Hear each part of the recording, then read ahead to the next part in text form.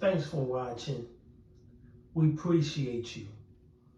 Please subscribe.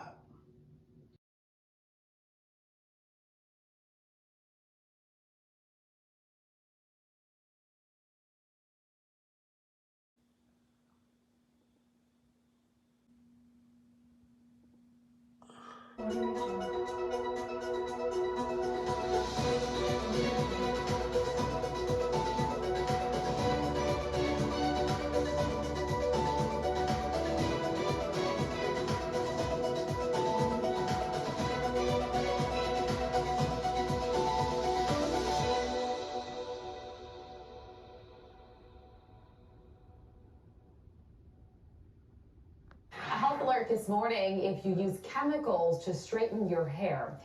If that's you, you may be at higher risk for cancer. Scientists at the National Institutes of Health reported that people using chemical hair straightening products more than 4 times in the previous year were more than twice as likely to develop uterine cancer. Verywell Health Chief Medical Officer Dr. Jessica Shepard joins us live to help break down this pretty troubling report here. Good morning to you. Thanks for joining us, Dr. Shepard.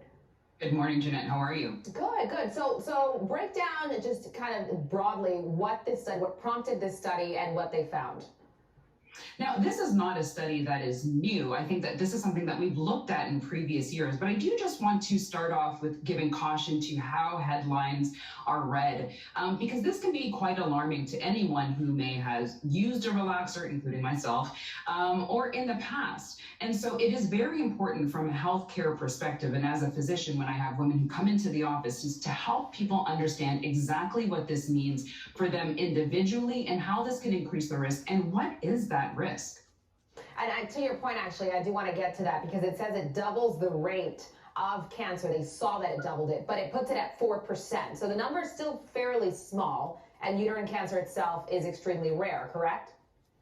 Well, uterine cancer is not necessarily rare, but when you look at reproductive cancers, it is one of the top reproductive cancers that we do see in women. So when we look at risk, and I'm glad you brought it up that way, is when we look at risk factors that include, say out of 100 risk factors, what is that's going to actually be linked to, again, chemical relaxers? And they also did look at hair dyes as well, because that's also what we consider what we call hormone disruptors, and that, it's even falling into the makeup category. So there is, again, a link between hormone disruptors and the use of chemical relaxers and what that risk is going to be. Now, if I were to say, someone were to come into my office and say, hey, I use relaxers, should I stop because I don't want to get cancer? I think that's the more important question. And when we look at risk of uterine cancer and what increases that risk, I would probably spend more time looking at the things that increase substantially, including, again, our bleeding, our obesity, our eating,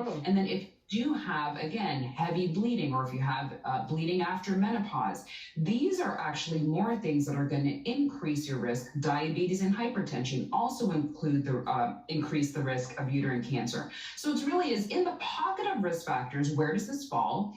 What should I do as an individual? And I think that this study is important in the fact that we need to look more into it, which is actually what their conclusion was, is that we do need to pay more attention to this.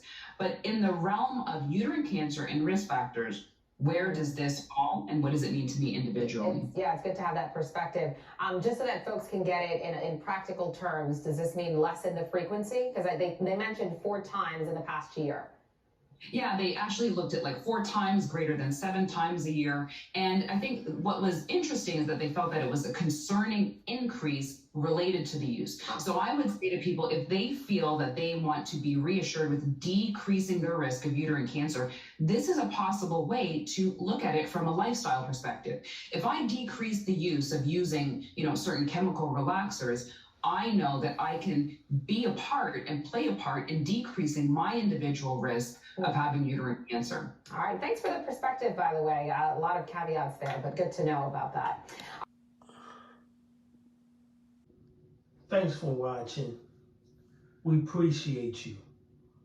Please subscribe.